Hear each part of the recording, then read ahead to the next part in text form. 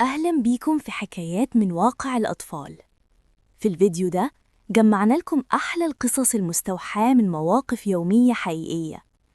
كانت في بنوتة قمر وشقية اسمها ليلى، لابسة تيشيرت أحمر جميل.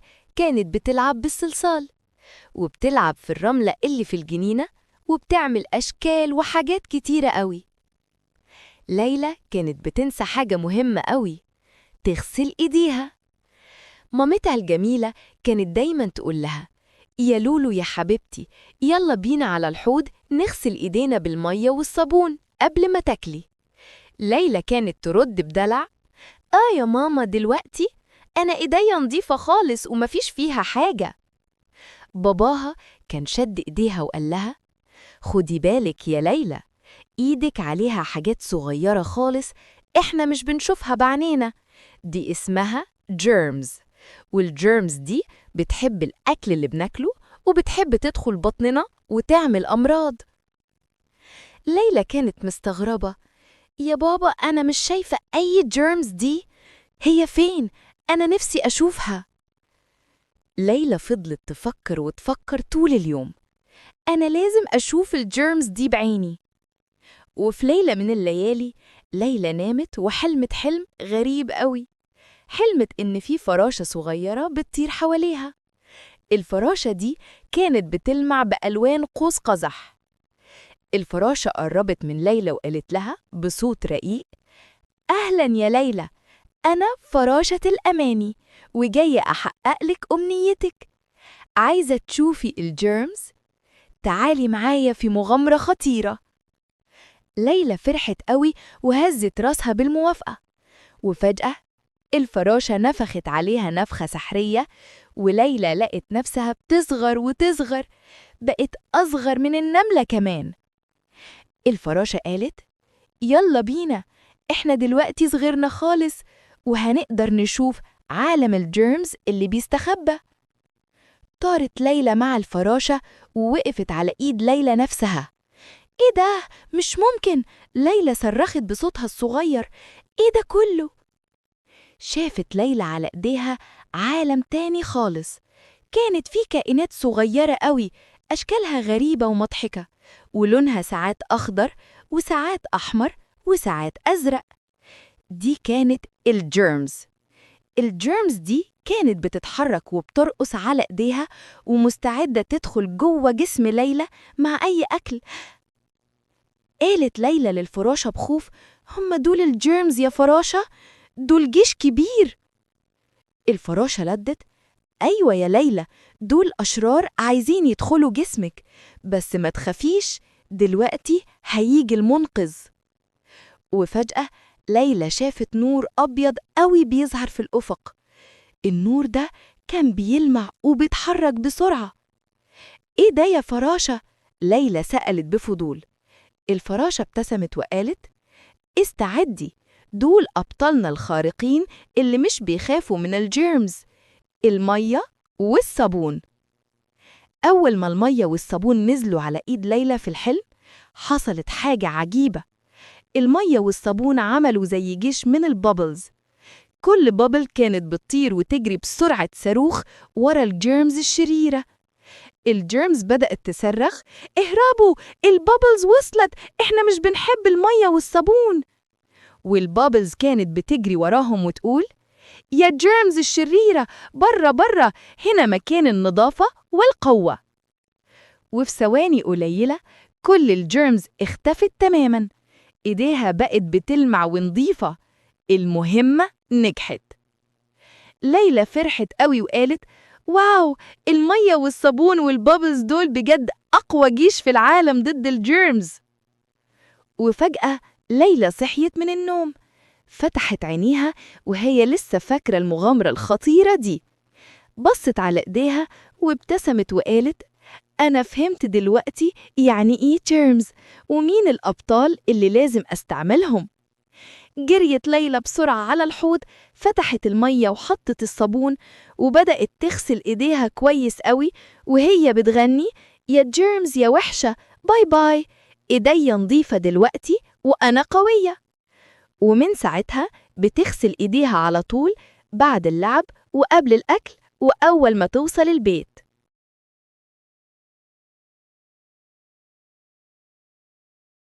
كان يا مكان بنت قمر اسمها زينة.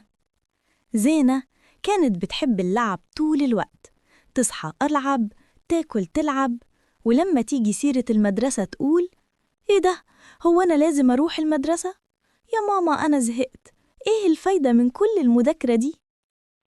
ماما زينة كانت ست حكيمة وصبورة، راحت قاعدة جنب زينة وقالت لها: يا حبيبتي، المدرسة مش بس مكان للمذاكرة، دي مغامرة كبيرة، وهقولك حكاية صغيرة عشان تفهمي السر.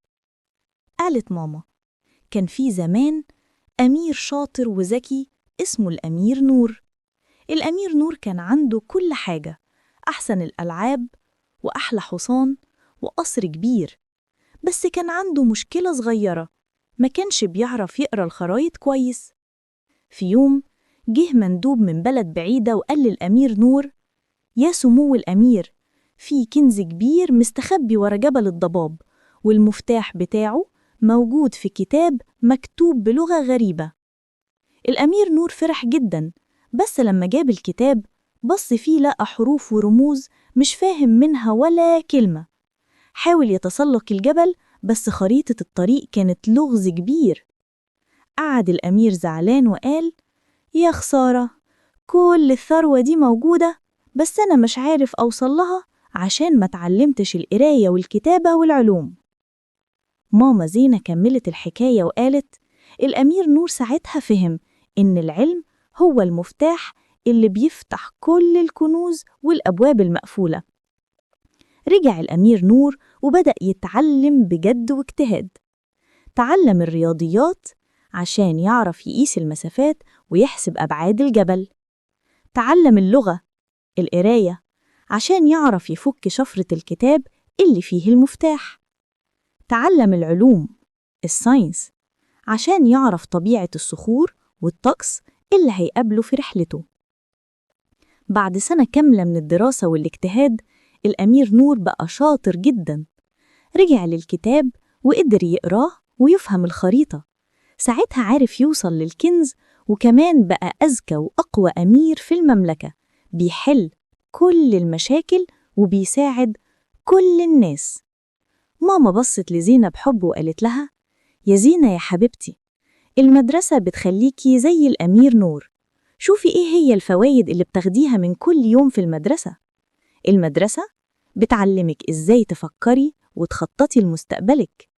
المدرسة بتخليكي تعرفي علوم مختلفة وتبقي قادرة تعيشي في المجتمع لأنك بتتعاملي مع أصحاب مختلفين. المدرسة بتعلمك دينك وبتخليكي منظمة ومسؤولة. المدرسة بتخليكي شاطرة ومفيدة لنفسك ولبلدك. وفوق كل ده في سر أجمل وأعظم، سر قاله لنا النبي محمد صلى الله عليه وسلم: إن من سلك طريقاً يلتمس به علماً سهل الله به طريقاً إلى الجنة. يعني كل خطوة بتمشيها للمدرسة وكل حاجة بتتعلميها، ربنا بيخلي طريقك للجنة أسهل وأجمل. المدرسة مش بس بتخليكي غنية بالمعرفة في الدنيا، دي كمان بتساعدك تكبري في مكانك في الجنة. مين بقى يكره طريق بيوصله للجنة؟ زينة ابتسمت وفهمت السر الكبير. قامت بسرعة، لبست شنطتها وبصت لمامتها بحماس وقالت: يلا يا ماما، أنا دلوقتي مش رايحة المدرسة بس، أنا رايحة أدور على مفتاح الكنز، ورايحة كمان أسلك طريق الجنة. في مكان سري خالص جوه بق ولد اسمه أحمد، كانت في مدينة صغيرة قوي مبنية من مادة بيضة وقوية زي التلج. دي كانت مدينة الكالسيوم، وكل مبنى فيها كان سنة أو ضرس جامد ومسؤول. المدينة دي كانت بتحمي نفسها بأسوار قوية وأكل صحي بيدخلها، بس كان في خطر مستمر بيجي من الصحراء اللي حواليها، خطر اسمه مملكة سكر الرمل. مملكة سكر الرمل دي كانت عبارة عن حبيبات سكر صغننة بتيجي من سويتس، تشيبس، بيبسي، بتوصل على شكل عواصف ترابية مسكرة. أول ما العواصف دي بتدخل المدينة بتلزق في كل حتة وبتسيب وراها السوسة، اللي بتبدأ تاكل في أساسات مباني الكالسيوم. في يوم من الأيام أحمد كل طبق رز بلبن كبير محطوط عليه سكر كتير، ونسي خالص يغسل سنانه قبل ما ينام. طول الليل مملكة سكر الرمل هجمت على المدينة. الأجزاء الأمامية من المدينة صرخت: الحقونا، الرمل غطانا، مش عارفين نتنفس.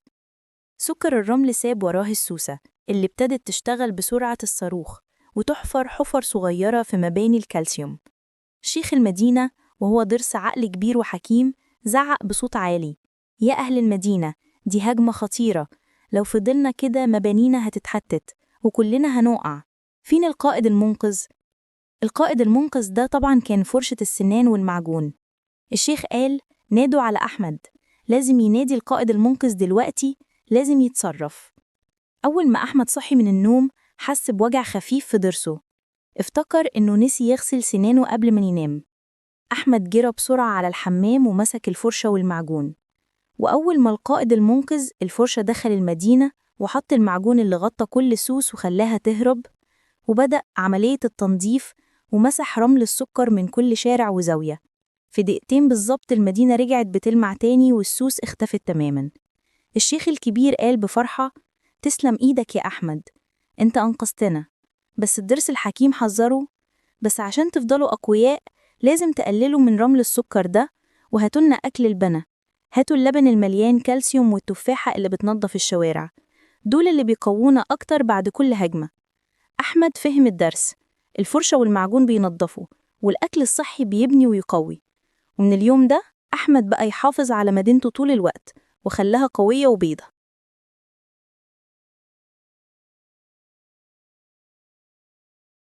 كلنا بنشوف الحياة مغامرة، وآسر كان شايف إن مغامرته بتبدأ لما يسيب إيد مامته.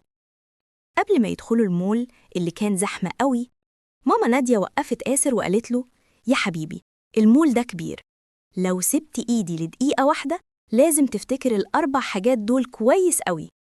الأمان كله في إيدك، إيدك ما تسيبش إيدي خالص، لو تهنا من بعض تقف مكانك، تثبت عشان أعرف أرجع لك. ممنوع كلام مع أي غريب، ولا تاخد من حد حاجة، محدش ياخدك غير أنا وبابا. تطلب المساعدة من مين؟ دور على اللي لابس يونيفورم الأمن أو موظف المحل، دول بس اللي تثق فيهم.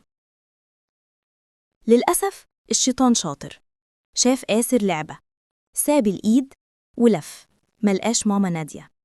الزحمة خنقته، بدأ يصرخ في سره: يا ماما أنا فين؟ والخوف ملأ قلبه. لكن هنا حصلت المعجزة. آسر اللي كان فاكر نفسه كبر افتكر فجأة إنه لسه حافظ ماما قالت له إيه. أول حاجة عملها وقف مكانه فوراً زي ما ماما نادية قالت له، حتى لو الناس بتزقه ثبت مكانه. تاني حاجة تجاهل أي حد عايز يسأله أو يطبطب عليه، ما سمحش لحد غريب يقرب منه، وبدأ يدور بعينيه مش على ماما، لأ، على يونيفورم الأمن، لحد ما لمحه عند عمود بعيد. آسر جمع كل شجاعته ومشي في خط مستقيم ناحية الراجل ده. راح وقال له: أنا تهت من ماما، وهي قالت لي إن حضرتك بس اللي هتعرف تساعدني. ماما نادية وصلت، كانت بتعيط، مش من الحزن، من الرعب. حضنت ابنها، ومن اليوم ده آسر ما كانش بس ماسك إيد مامته، هو بقى واثق في كل كلمة بتقولها، وعرف إن الأمان الحقيقي مش في مسكة الإيد بس، الأمان في إنك تصدق كلام مامتك. كان يا مكان ليلى خرجت مع بابا وماما يتمشوا في المول. كانت فرحانة جدا وعمالة تبص على المحلات وتقول بصوتها الحلو: بابا عايزة دي. باباها ضحك وقال: ماشي يا ليلى، بس واحدة واحدة يا حبيبتي. اشترى لها فستان جديد وآيس كريم ولعبة صغيرة. لكن وهي ماشية عينها وقعت على عروسة كبيرة جدا في محل الألعاب. عروسة شعرها ذهبي طويل وفستانها بيلمع وشكله زي الأميرات. ليلى فتحت عينيها وقالت بحماس: بابا، دي العروسة اللي كنت بحلم بيها، عايزاها دلوقتي. باباها بصلها وقال بهدوء: يا ليلى، النهاردة اشترينا حاجات كتير، مش لازم نجيب كل حاجة في نفس اليوم. ليلى وشها اتغير فجأة وقعدت تعيط بصوت عالي وتقول: لأ، أنا عايزاها دلوقتي. والناس كلها بقت تبص عليهم. ماما حاولت تهديها، لكن باباها قال بصوت هادي: بص يا ليلى، لو كل مرة اشترينا كل اللي نفسنا فيه، مش هنعرف نحدد إحنا محتاجين الحاجة دي فعلاً ولا بنجيبها وخلاص. ليلى سكتت ومسحت دموعها وقالت: أنا أسفة يا بابا، كنت متضايقة بس. باباها ابتسم وقال: وأنا عارف يا حبيبتي. مر كام يوم، وفي يوم كانت ليلى بتلعب بعروستها القديمة، بس العروسة وقعت واتكسرت. ليلى زعلت شوية بس ما اتكلمتش. ولما بابا رجع من الشغل، دخل البيت ومعاه شنطة صغيرة، وقال وهو بيضحك: سمعت إن العروسة القديمة اتكسرت، فقلت أجيب واحدة جديدة لبنتي الكبيرة اللي بقت عارفة إمتى تختار. ليلى فتحت الشنطة بسرعة ولقت العروسة الكبيرة اللي كان نفسها فيها. طارت من الفرحة وقالت: دي هي العروسة اللي كنت بحلم بيها. وحضنت باباها وقالت وهي مبسوطة: دلوقتي فهمت يا بابا، لازم نشتري الحاجات اللي محتاجينها بس. باباها ابتسم وقال: برافو يا ليلى، كده كبرتي بجد. كان يا مكان في يوم من الأيام كانت في بنت جميلة اسمها نور. كان أول يوم ليها في الحضانة. مسكت شنطتها الصغيرة وربطت شريطة حمرا في شعرها اللي كانت بتحبه جدا. ماما بصت لها وقالت بابتسامة: خليكي دايما مبتسمة يا نور، وافتكري إنك جميلة زي ما ربنا خلقك. نور ضحكت وقالت: ما تخافيش يا ماما، أنا بحب نفسي كده. وفي الحضانة أول ما راحت نور الفصل، البنات قعدوا يبصوا لها. سارة همست لمريم: بصي شعرها قصير قوي. مريم ضحكت: دي شبه الولاد. نور سمعت كلامهم بس ولا كأنها سمعتهم. وقفت كده بثقة وقالت بابتسامة: أنا بنت وشعري مش طويل علشان أنا بحبه كده. البنات بصوا عليها باستغراب. سارة قالت: بس كل البنات شعرهم طويل. نور ردت بهدوء وقالت: مش لازم كلنا نبقى شبه بعض. ربنا خلق كل واحدة فينا مختلفة وكلنا حلوين باختلافنا. مدرسة الفصل كانت سمعاهم، ابتسمت وقالت: برافو يا نور، فعلا عندك حق. ربنا قال: لقد خلقنا الإنسان في أحسن تقويم. يعني كل واحدة فينا جميلة زي ما ربنا خلقها. وبعد شوية البنات راحوا يلعبوا مع نور. مريم قالت وهي بتضحك: نور شعرك فعلا حلو كده. نور فرحت وقالت: أيوة، وأنا بحب شعري كده جدا. وفي آخر اليوم نور رجعت البيت وهي مبسوطة جدا. كانت حاسة إنها علمت صحابها درس مهم، إن الجمال مش إننا نبقى شبه بعض. الجمال إن كل واحد يحب نفسه زي ما ربنا خلقه. في قرية صغيرة على أطراف البلد كان في ولد لطيف اسمه آدم، بيحب اللعب بالعجلة طول النهار، وفي الأجازة راح يقضي الصيف عند جده الحاج عبد الرحمن، راجل طيب ووشه منور دايما ماسك مصحف صغير بإيده. جده: هو أنت ليه دايما ماسك المصحف ده؟ حتى وانت بتتفرج على التلفزيون؟ يا حبيبي يا آدم، ده مش أي مصحف، ده المصحف اللي بدأت أحفظ منه وأنا قدك بالظبط. بجد يا جدو؟ طب وليه كنت بتحفظ؟ مش كان صعب؟ كنت زيك كده بالظبط، بحب اللعب وما بحبش أذاكر، بس حصل لي يوم موقف عمري ما نسيته. كنت ماشي في المطر، الطريق كان ضلمة ومفيش كهرباء، كنت تايه ومش عارف أرجع البيت، فبدأت أقرأ اللي حافظه من القرآن. كل آية كنت بقولها كنت بحس النور حواليا بيزيد، لحد ما الطريق بان قدامي ورجعت البيت بسلام. يعني القرآن أنقذك يا جدو؟ أيوة يا حبيبي، كلام ربنا بينور طريق اللي قلبه طيب وبيحب الخير. تعال يا آدم، عندي هدية ليك. ده مصحف صغير شبه بتاعي، عايزك تبدأ تحفظ منه كل يوم آية. في قرية صغيرة على أطراف البلد كان في ولد لطيف اسمه آدم، بيحب اللعب بالعجلة طول النهار، وفي الأجازة راح يقضي الصيف عند جده الحاج عبد الرحمن، راجل طيب ووشه منور. كان يا مكان، في يوم من الأيام كان في ولد اسمه سليم بيحب يركب العجلة جدا. وفي يوم شاف إعلان كبير في النادي مكتوب عليه سباق العجل للأطفال يوم السبت. سليم قال بحماس: أنا لازم أشارك.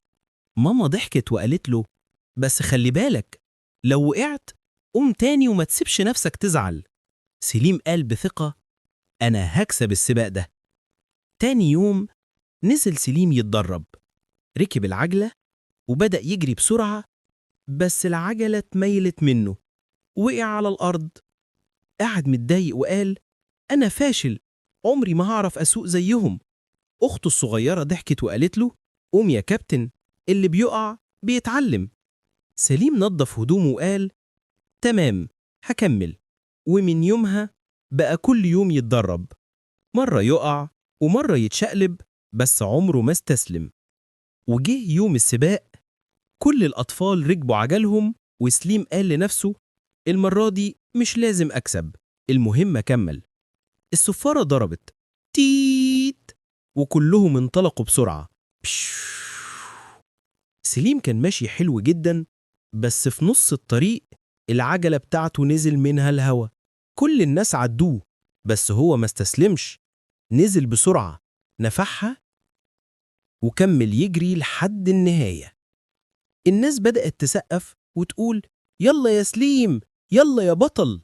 وسليم أخل خط النهاية بابتسامة كبيرة، مش أول واحد بس مبسوط جدا.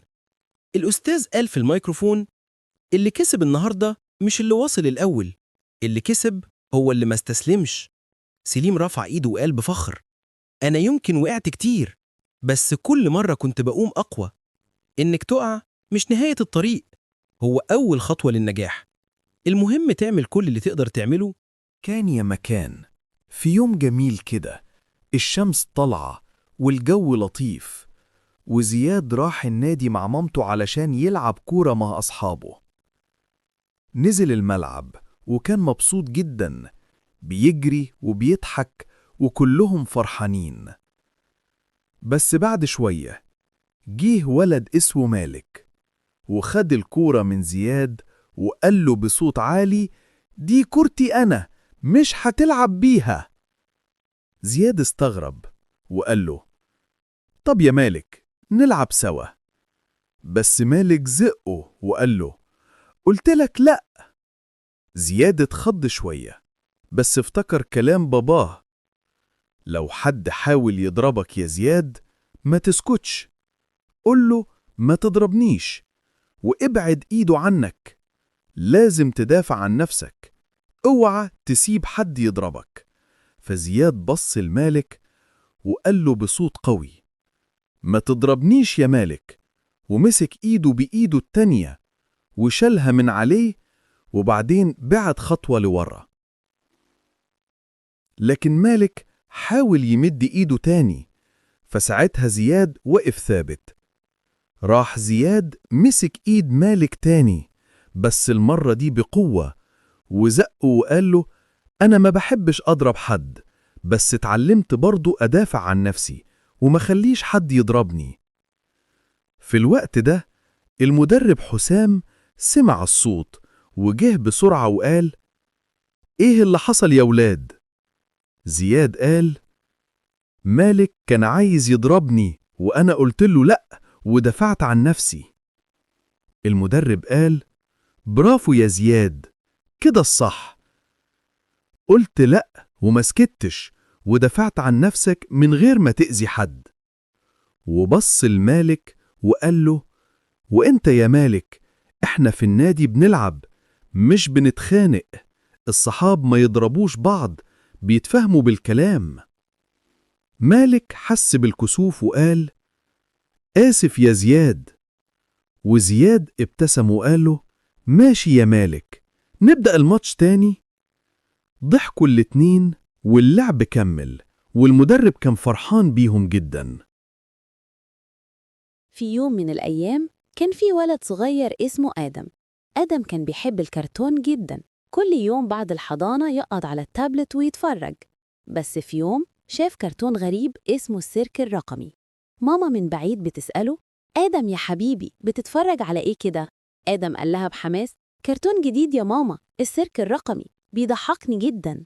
ماما ضحكت وقالت له: ماشي يا حبيبي، بس ما تتأخرش على الشاشة. بس بعد كام يوم بدأت حاجات غريبة تحصل. آدم بقى يقعد بالساعات قدام الكرتون يضحك فجأة، وبعدين يسكت فجأة، وبقى يقول كلام غريب زي: الجوكر هيجيلي، أنا كمان هدخل السيرك. بابا استغرب وسأله: إيه الكلام ده يا آدم؟ مين الجوكر؟ آدم رد ببساطة: ده الكرتون يا بابا، بيكلمني، بيقول لي أعمل حاجات عشان أدخل السيرك. بابا وماما بصوا لبعض بخوف وقالوا لازم يشوفوا الحكاية دي. في الليل آدم صحي من النوم وهو بيعيط. ماما حضنته وقالت له: مالك يا حبيبي، حلمت بحاجة؟ آدم كان مرعوب وقال: أنا شفت الكرتون في الحلم يا ماما، كانوا بيجروا ورايا وبيقولوا لي تعالى العب معانا جوه السيرك. ماما حاولت تهديه وقالت له: ده مجرد حلم يا حبيبي، الكرتون مش حقيقي. لكن هي كانت قلقانة جدا من جواها. تاني يوم بابا وماما قرروا يشوفوا الكرتون بنفسهم، ولما فتحوه اتصدموا. ألوان كتير جدا، وموسيقى عالية مزعجة جدا، وشخصيات بتتكلم بسرعة ومليانة رموز غريبة. وفجأة تظهر جمل على الشاشة زي: اضغط هنا، ادخل اللعبة، شاركنا في السيرك. بابا قال له بهدوء: تعالى يا آدم، عايزين نتكلم شوية. آدم قال: في إيه يا بابا؟ بابا قال: بص يا حبيبي، إحنا عارفين إنك بتحب الكرتون، وده مش غلط، بس مش كل كرتون معمول عشان الأطفال. آدم استغرب وسأل: إزاي يعني؟ مش الكرتون كله للأطفال؟ ماما قالت له بابتسامة: لا يا قلبي، في كرتونات شكلها ظريف ومضحك، بس جواها حاجات بتخوف أو بتلخبط دماغ الأطفال. ماما كملت كلامها وقالت: بص يا آدم، في علامات لازم تاخد بالك منها. أول حاجة، لو الكرتون فيه ألوان بتتحرك بسرعة وتدوخك، ده خطر. تاني حاجة، لو في موسيقى مزعجة جدا أو أصوات غريبة، اقفله فوراً.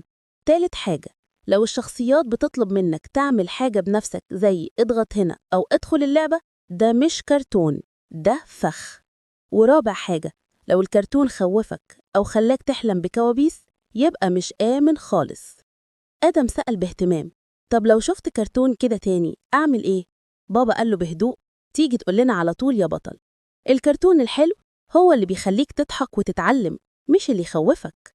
ماما قالت له بابتسامة: تعالى نعمل قايمة فيها الكرتونات اللي بتحبها ومفيدة، ونسميها كرتونات آدم الذكي.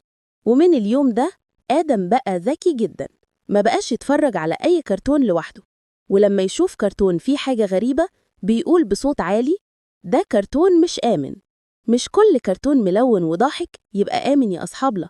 اختاروا الكرتون اللي يعلمكم الخير والضحك الحقيقي، واسألوا دايما ماما وبابا قبل ما تتفرجوا، لأن مش كل السيرك بيضحك.